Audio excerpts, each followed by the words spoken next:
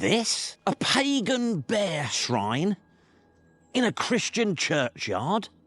I'll tell you what it is. It's a Christmas Christian mystery that takes us back to the Dark Ages, through the pre-conquest era, Anglian and Viking, and into the Middle Ages.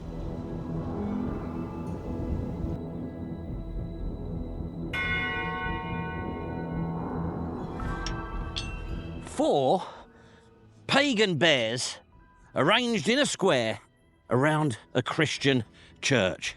And some people believe that they go back to the days of pagan beliefs. Four strange bears.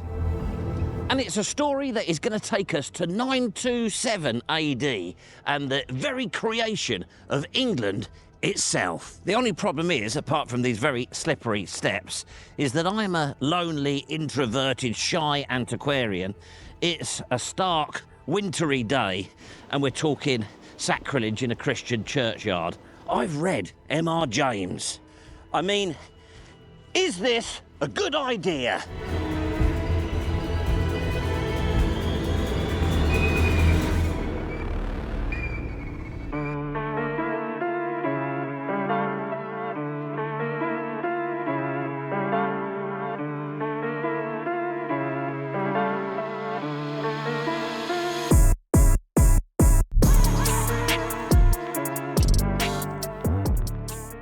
Before we get to the pagan shrine idea, I thought it would be a good idea to introduce you to the bears. And to do that, I am going to rely on a piece of work carried out by Chancellor Ferguson, who we will come back to, in 1890. Now, he looked closely at the bears with the vicar and his friend, Mr. Whitehead.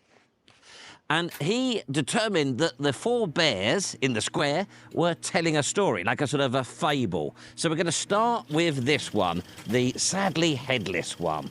Please ignore any creaks as I bend down. So the idea with the first bear, as I say, he has lost his head, but you can see his arms here are wrapped around this sort of post or ragged staff, possibly. There's his legs.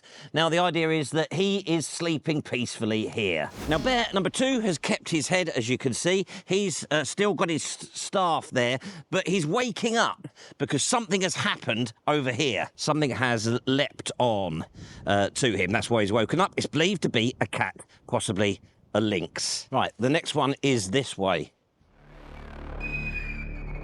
Did you see something? Oh dear, I do hope I'm not becoming susceptible to mumbo-jumbo in my old age. On bear number three, he's fully awake, as you can see here. You can see a sort of startled face on there, just about.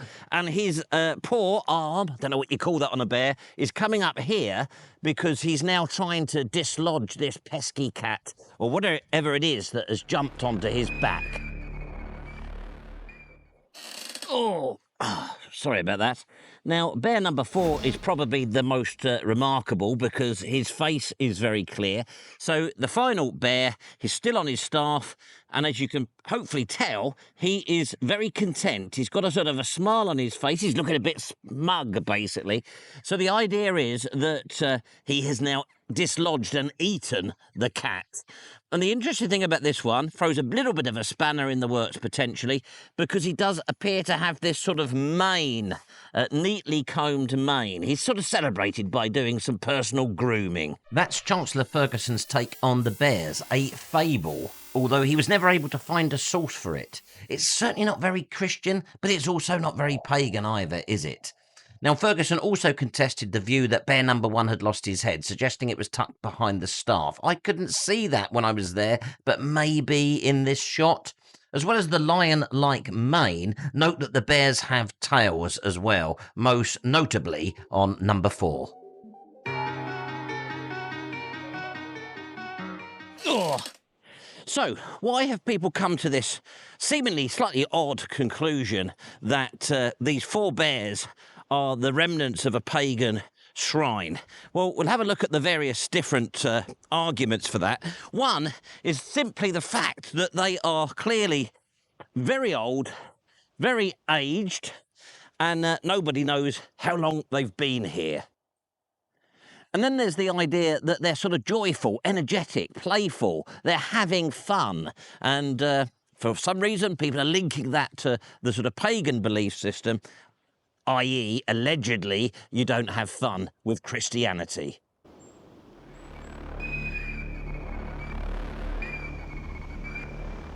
Did you... The idea that there was a pagan place of worship here before the church, the earliest fabric on the current church, by the way, is 12th century. So is there anything to enable us to push this site back to a potentially pre-Christian age? Well, yes, there possibly is. The Venerable Bede mentions this place in his Ecclesiastical History of 731 AD.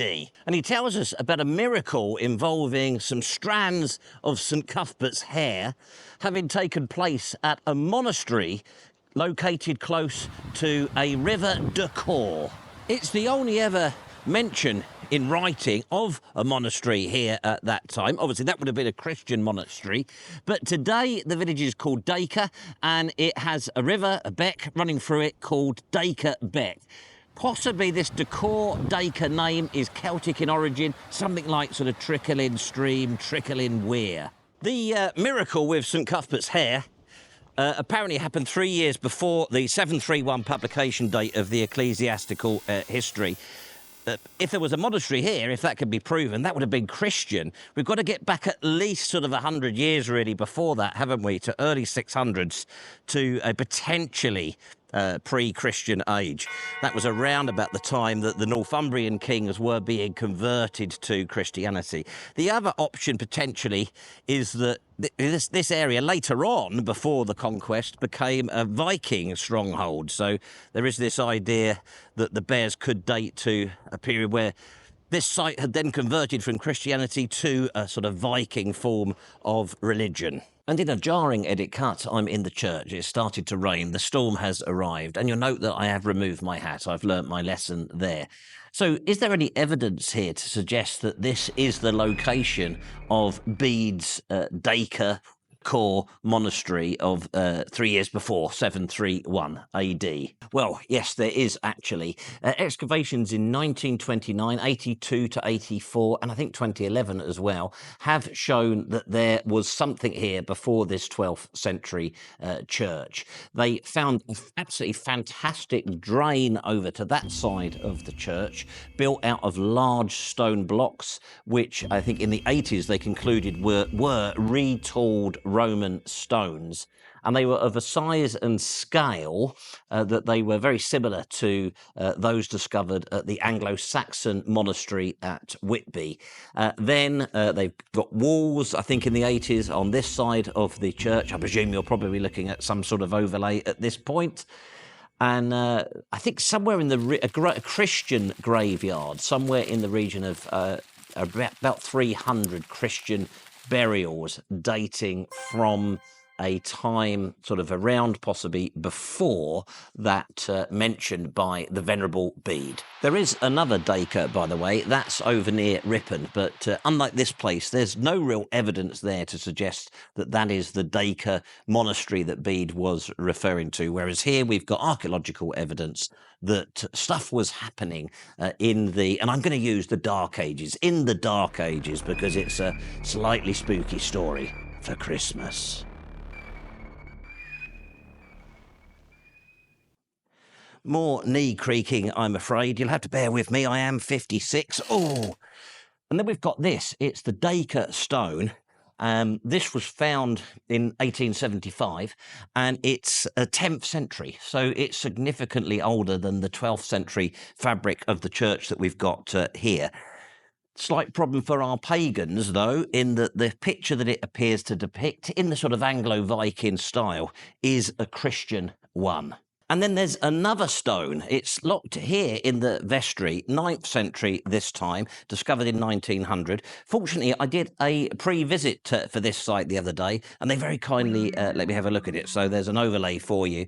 Again, more evidence pushing the site back to a date before the 12th century remains that we see here today. And if you're surprised to find this remote corner of Cumberland having links to pagan shrines, the Venerable Bede and King Athelstan from Wessex, I'll bring you a bit more up to date. That is the William Whitelaw window. Good old Willie Whitelaw. You know I'm going to debunk this pagan shrine idea, don't you? But before I do that, let's get on to the next section, because I promised to provide you with a link that this place potentially has to the very formation of England. So you go and watch that now. I'm going to get out of this church.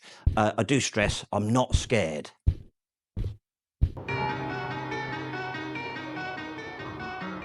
Just a few miles away from Dacre, we have this. It's the amazing and bewildering Mayburgh Henge. It's absolutely colossal, late Neolithic, early Bronze Age, something like that. But it's not a henge as we know it. It's built out of river boulders. But that's not our story for today. There is a video. I'll put a link in the description at the end. But in 927 AD, King Athelstan, the Wessex king, rode over the Pennines and set up camp here in this ancient monument. It's 4,500 years old, thereabouts today. It was 3,500 years old or so when he was here. And he called this group of kings here. He convened a meeting, and it was all about him getting their consent, effectively, to his total control of Britain.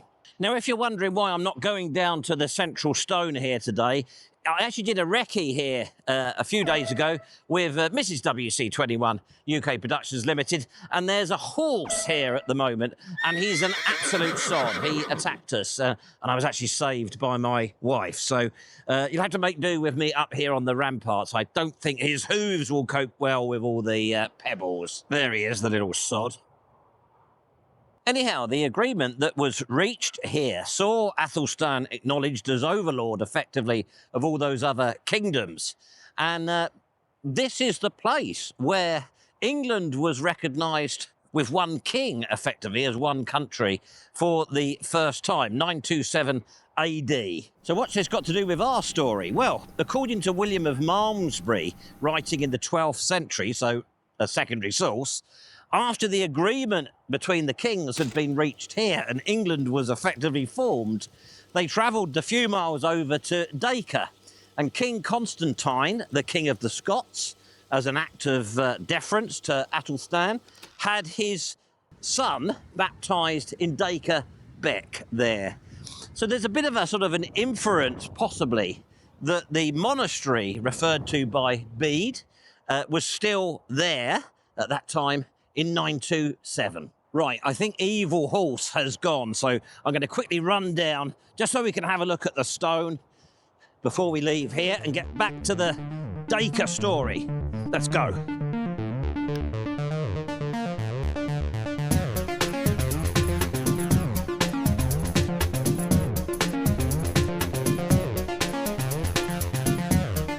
And there it is, just one stone left today. The 18th century dealt with the others, but there it is. So King Athelstan, the king of the Scots, the king of the Welsh, the Earl of Northumberland all met around this stone in 927. And just for a while, England was formed. I had planned to send the drone up here to get you some aerial shots, but we'll have to make do with the old Google Earth scam for that. It's a storm today. There's a horrendous high-speed wind, and my little fake drone would not survive. The horse is coming. Back to that 10th century stone in the church, because it's said to commemorate the Accord, the Dacre Accord. And if there's any truth to the story, it suggests that there was Christian activity going on here, not pagan, some 300 years before the earliest fabric of the current building. You probably won't be surprised to learn that I think the pagan shrine idea does fall into the category of mumbo-jumbo.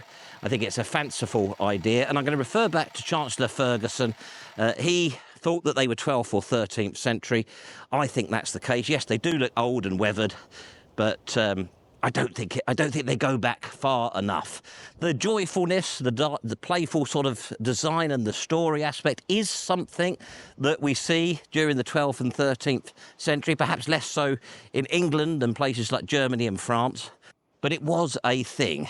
Now, Ferguson had the idea that they originally were on the top of sort of a tower. So at each corner of the tower, the bears would stand telling their story. So nothing to do with a Christian context. They've just been moved here from somewhere else at some point during that time. If they were pagan, the idea that some pious Christian wouldn't have kicked them over or buried them during all those centuries that this has been a place of Christian worship just does not make any sense to me. The pagan shrine idea has emerged in recent decades. You'll find it referenced on the megalithic portal, and it even appears in the church booklet at St Andrews. Church is over there, and then over here we have Dacre Castle.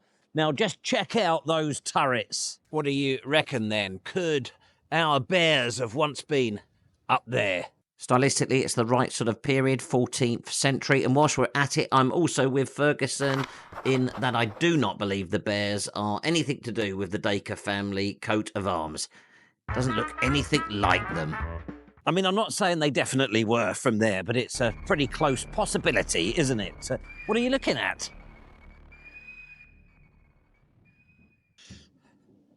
Some of them have still got phones. You see, I don't know about you. You may disagree if you're mumbo-jumbo inclined. I don't think we need a pagan bear cult to make this place interesting.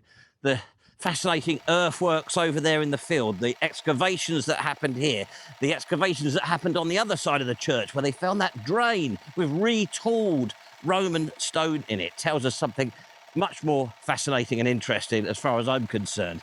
You know, it gives us a strong likelihood that we've found a monastery referred to by the Venerable Bede that's only referred to by him, but in likelihood it was here.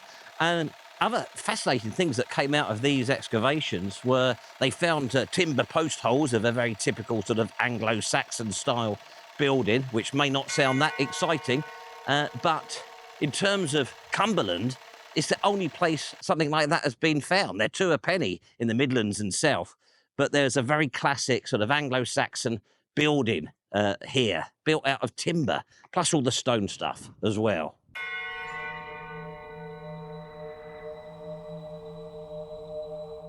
I hope you enjoyed that. A little bit of fun for Christmas. It just leaves me to wish you all a happy holiday season, winter festival, Christmas, however you celebrate it. And thank you for your support in 2024. God. Oh, God.